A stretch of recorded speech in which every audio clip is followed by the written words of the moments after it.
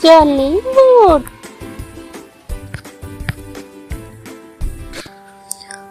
ஒரு சமையலறையில் புதிய காய்கறிகள் நிறைந்த ஒரு கூடை இருந்தது. அந்த கூடையில் சின்ன உருளைக்கிழங்கு ஒன்று வாழ்ந்து வந்தது. ஒவ்வொரு இரவும் அடுத்த அறையில் இருக்கும் டிவியை அது ஆசையுடன் பார்த்து கொண்டிருக்கும். ஒரு நாள் நான் சினிமா நட்சத்திரமாக ஆகணும் என்று அது மகிழ்ச்சியுடன் சொன்னது.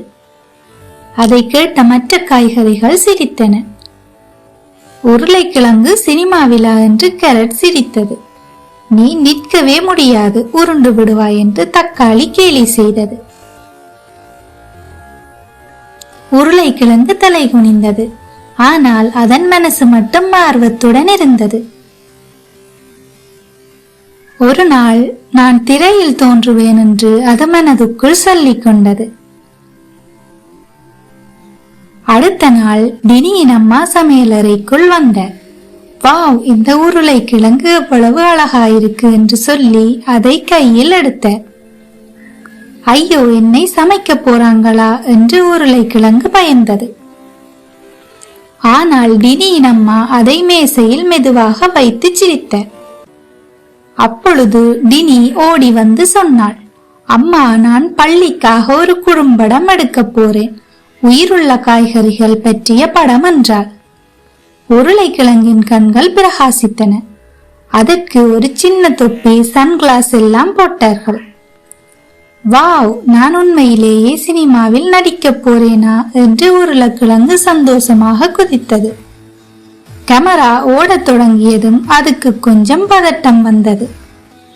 இடப்பக்கம் உருண்டது, வலப்பக்கம் உருண்டது, தடுமாறி விழுந்து விட்டது. அனைவரும் சிரித்தார்கள். ஆனால் டினி மென்மையாக சொன்னாள், பரவாயில்லை, நீ இப்பதான் அழகா இருக்கிறாய் என்று.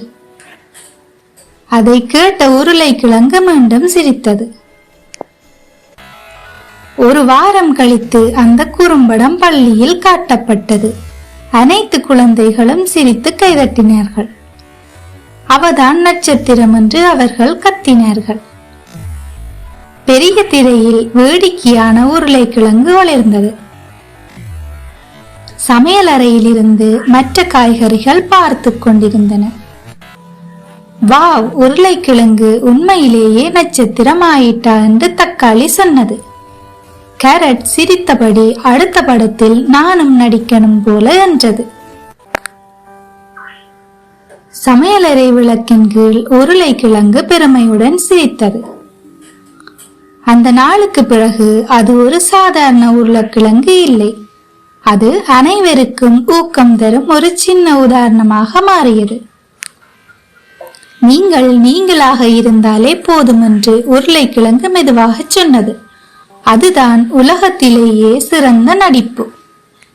இந்த கதையின் நீதி, சின்னவனாயிருந்தாலும் கனவு காண பயப்படாதே. சில நேரங்களில் நீயாக இருப்பதுதான் உன்னை ஒளிரச் செய்யும். வீடியோ பிடிச்சிருந்தா சப்ஸ்கிரைப் பண்ணுங்க.